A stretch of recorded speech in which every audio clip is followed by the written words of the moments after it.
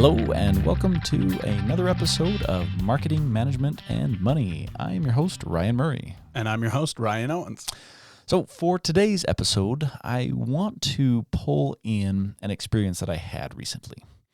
And I was talking with a good friend of mine. He owns a home improvement store. And as I was talking to him, recently there's been a huge boost to home improvement. Yeah. So, in the United States, they gave out these stimulus checks, and then they told everyone to stay home. And so you've got all these people with, a few thousand extra bucks kicking around, and all of a sudden nothing to do. And so, the home improvement, the remodeling, the honey-do list has just gone through the roof, right? And so, I was talking to my friend, and he's like, yeah, business is good. It's really good right now. He's Nice. like, I can't complain. I've been super busy because everybody wants to work on their house. I'm like, that's really cool. And I was talking to him, and I said, so what's your plan when things slow down? And he's like, well, even though business is good, I'm still managing as though I was making, what I would normally make this time of year. I'm not overspending just because, business is good. And I'm not giving myself the, that awesome company bonus just because business is good. Like I want to see what's going to happen because it's unseasonably high. And if everyone gets all their projects done, is it going to turn unseasonably low throughout the rest of the remodeling season when it's hot, spring, summer, fall kind of thing? And there are a million other variables that can play into this scenario. Yeah. In the future, nobody knows what's going to happen. And so, super smart play on his part. And it was a super smart play. But I asked him, I'm like, well, how are you going to market when things slow down? He's like, what do you mean? And I'm like, well, when things slow down, like if it were me, and I was just kind of, talking with him, I said, if it were me right now, I'd be telling everybody, hey, if you're stuck at home and, you're looking for something to do, remodel your house, and craft some sort of marketing message around that. Yeah. Honestly, he's busy enough that he probably doesn't even need to worry about that. Yeah. But that's kind of the idea. And I'm like, but when things slow down, I would be saying, hey, it's cheaper to remodel. It's cheaper to fix than it is to build. So now's a great time to fix to save your money. And he kind of looked at me and he's like, that's an interesting thought. Like I hadn't thought. I'm like, because with everything that's been going on, you've got people who right now, they've got a lot of money, but unfortunately, there are people who they didn't come out on the winning end of this. Like they lost their jobs and they're trying to make things work. And so, I'm like, I would be, when things slow down, I would be marketing to the slowdown. And I would be like, hey, if things are tight, let's fix it rather than have to, buy new. And he's like, that's a good marketing idea. Yeah, for sure. I feel like that applies to time as well. I think there are a lot of people right now that, kids are out of school or summer's coming and kids are getting out of school. Mm-hmm.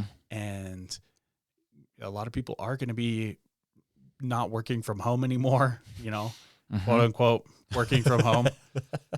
Definitely not taking the 2-hour siesta. But you looked a little sleepy when you came into the studio today. Yeah. It was my nap time.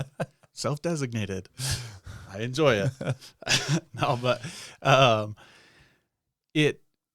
people are going to be getting to a point where that's definitely going to be a consideration, not just money, but time as well. Mm-hmm. And looking into those factors, I think is super, I think that's a great suggestion on your part that he needs to be, looking into what could happen, kind of preparing, putting that strategy together now and thinking about it now, rather than just kind of sitting on his hands waiting while things are good and being like, yeah, raking it in. Yeah. And that's what I really want to focus on today is this question of when should you be looking for your marketing? And I'm going to preface it a little bit with this to say, if things are hot now and you're just getting ready to market, like that boat sailed. Yeah. Oh yeah. Well, and that's the difficult role of a small business owner, right? An entrepreneur is not only do you wear so many hats, you almost have to be clairvoyant, right? Like you have to be looking. You've got your hands deep in everything from the day-to-day assembly line type minutia of things, all the way through this high level strategy and managing finances and all these different kinds of things. But then you've also got to have this vision, 6 months from now, and that's got to be your North Star, right? That's got to be what you're focusing on, thinking about, and it's so difficult.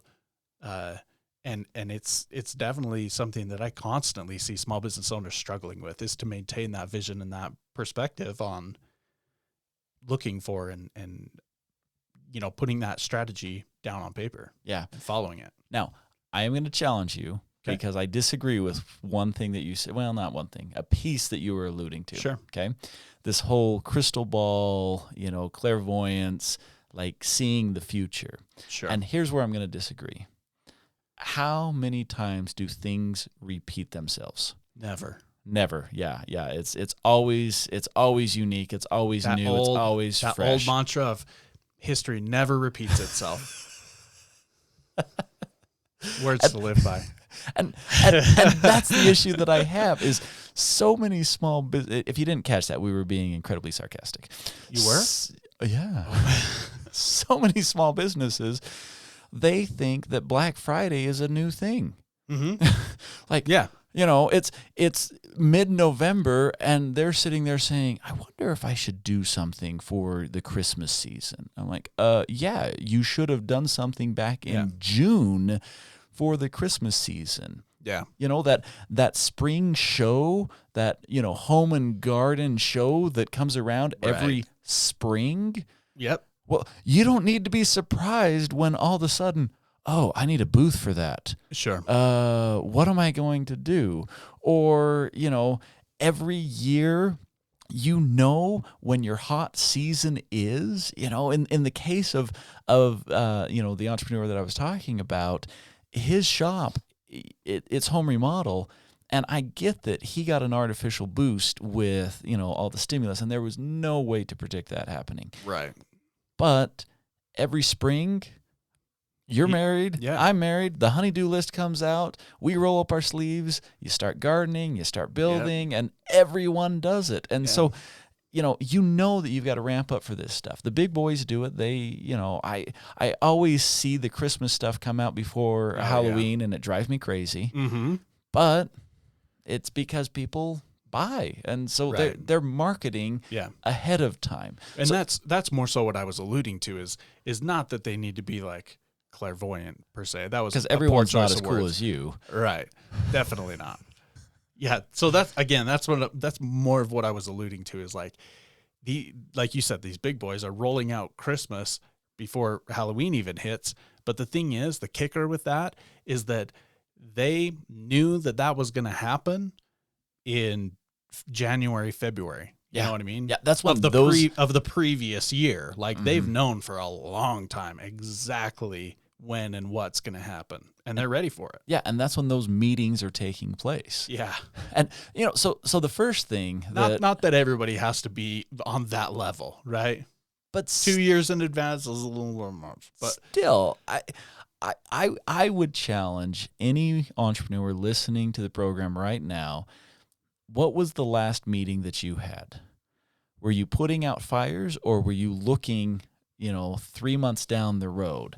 If you don't have an agenda item that says, okay, what's coming up next quarter, then put it on there. You need to just plan on every management meeting, even if your management meeting is you. If you are a solo entrepreneur and you're just planning ahead, look and say, what is coming up next quarter? What are the big events that I need to calendar this year? And how much time do those events take? What's the prep that goes into all of these? Yeah. And this really isn't that easy, though, in my opinion. Like, again, small business owners, entrepreneurs, I feel like they have so many things going on. Like, it's just this chaotic, hold on for the ride kind of a thing. A lot of times in my experience, I rarely see this small business owner that's like, I have it together. Not happening, man. Like, entrepreneurs are coming out of the shower with wet clothes because they forgot the process, Like, but why not? I mean, does it have to be that chaotic? so that's my question for you is, you seem to have this figured out clearly. Clearly, We're not all as cool as you. I've planned out the next 20 years of my life. Yeah, dude, that would not surprise me. I would not be one bit surprised. But okay, so for entrepreneurs out there who might be struggling with this kind of a concept, or small business owners that are like, man, I just forget about next quarter, man. I'm stacked through the end of the week. I don't even know what's going on after that. Like, I'm just getting things done, Yeah. running business day to day. How do you get in that mindset? How do you transition from this psychotic, crazy, So there are two pieces here, and I only want to focus on one because otherwise we're going to go too big. Okay. So there's the management side of how do you manage correctly your business? How do you plan for things? How do you set aside the appropriate cash flow? Sure. That's a big discussion right there. Okay. Cool. But then there's also the marketing side, and that's what I want to talk about specifically in this episode. Is I want to keep this on a marketing level, and the reason why is because the management, if I say to you, look, you need to plan for things, you're going to agree with me. You're going to be like, oh, yeah. Sure, Yeah. makes sense. But if I say to you, all right, your sales that you're getting today have nothing to do with what you've done today. They have everything to do with what you did 3 months ago, 6 months ago, I'm going to get a little bit more kickback where people are going to be like, no. I'm out there making the calls today. I'm out there, putting the ad out there today. Just put out this promotion for 10% off. Yeah. And I'm just like, no, it's the planning and the process and what you put in place 3 months ago, 6 months ago, a year ago, that is giving you the results of today. And I'm going to prove it here for a second. Yeah. Okay. If you are a startup business, you have 0 sales. Right. When does that first sale come? Day one. Day one. Every single time. Wake up as soon as you get that business license. Start raking in the money. Like, right? How much planning goes it's wicked to a startup? So much. Oh my gosh. I love that people are like, whoa, did you see that startup? They're so hot right now. And really it's like, they've been in the works for 9 years, man. Yeah, right. This last 3 months is the culmination of 9 years and hundreds of thousands of hours of work. Yeah. And so if you think that the marketing, that the sales that are happening today, if you think that those are because of the efforts that you just barely did, you don't understand the process. Well, yeah, customers may be taking advantage of something you just did, but that's not why they were initially sparked to come in. And there's so much psychology. I mean, like in marketing, you have to be exposed to something, and depending on what study you go with, but they say usually about 7 times you have to 10 be, times. you have to be exposed to something. And so guess what? You're not exposing me in one day. This is happening over a period of time. And there's the other thing of when you are getting ready to buy something, you've already been marketed to. So think about the last time you went to go buy a car.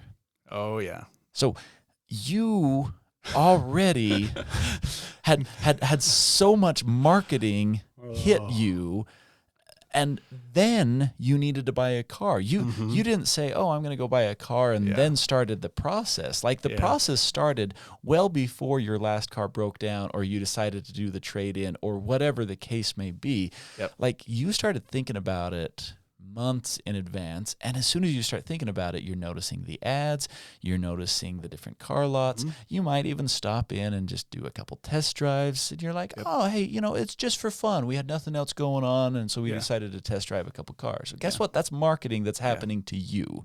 Well, and before even before you realize it, even before you start thinking about it, you're getting those messages. Those are leading you. They're narrowing in on this funnel, sales funnel. It's a marketing funnel or marketing flywheel now.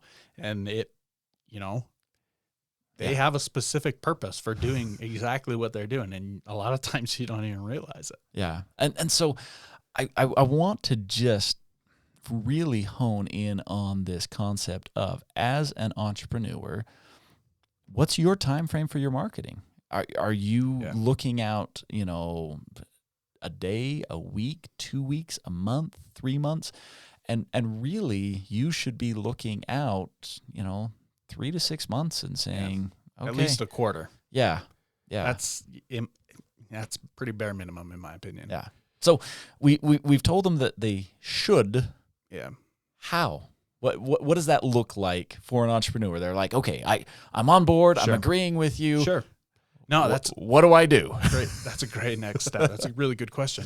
I firmly believe that this level of marketing, it's a really intelligent, really smart way of running your marketing. And the great thing about doing it this way, and this is the advice that I would give here, is that it's building upon itself, right? Mm-hmm. So you can look at what you're doing today. That 10% off that we're offering is really bringing in sales. Well, let's look at what effect it's having and then build on that. What's next? And it kind of comes back to this concept that we've alluded to or talked about earlier in the podcast. I don't remember exactly what episode it was, but it's a concept of, okay, so what?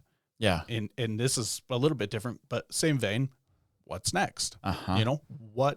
Because it doesn't matter if they are a first-time buyer or they are your hometown buddy that you've grown up with and known your whole life and they've bought from you your whole life. It doesn't matter.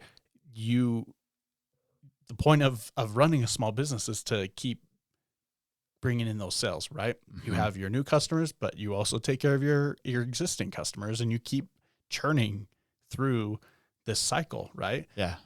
You don't just make a few sales and then you're like, well, I'm done. That was fun. And walk away. You're building something. And so what's next? Yeah. And so then I would apply that, like you said, and I would really start with a quarter and be like, okay, where do I want this to go? And then look at, like, for example, like you said, what events do I have coming up? What things are recurring? Valentine's Day happens every year. If I'm a flower shop, holy crap. Mm-hmm. Like you can plan on that in the first quarter of the year, but you should be looking at that schedule the last quarter of the previous year. Right. Mm-hmm. And so take a look at some of those things and then be like, if something like that is a mile marker for your business, like Valentine's Day is for a floral shop, build up to that. What can you do to build up on that?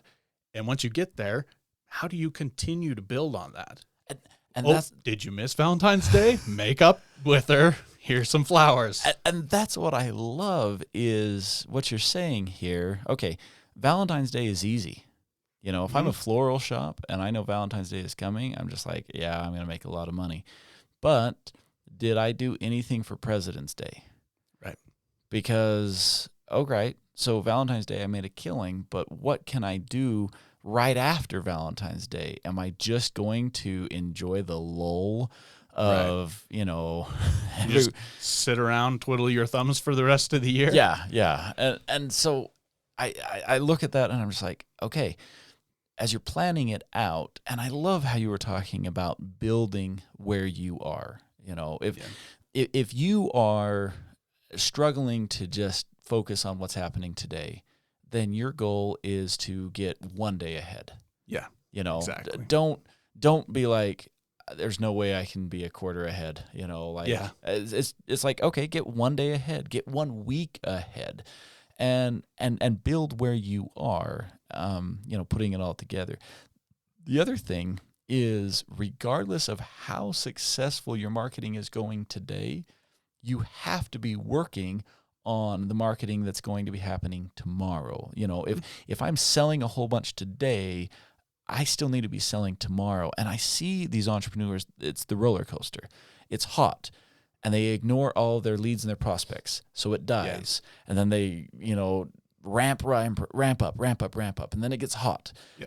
And then they ignore all their leads and their prospects, and it dies. And, you know, and I'm like, oh my gosh, get off of the roller coaster, even when it's hot, when you're so busy that you just can't keep up with the demand.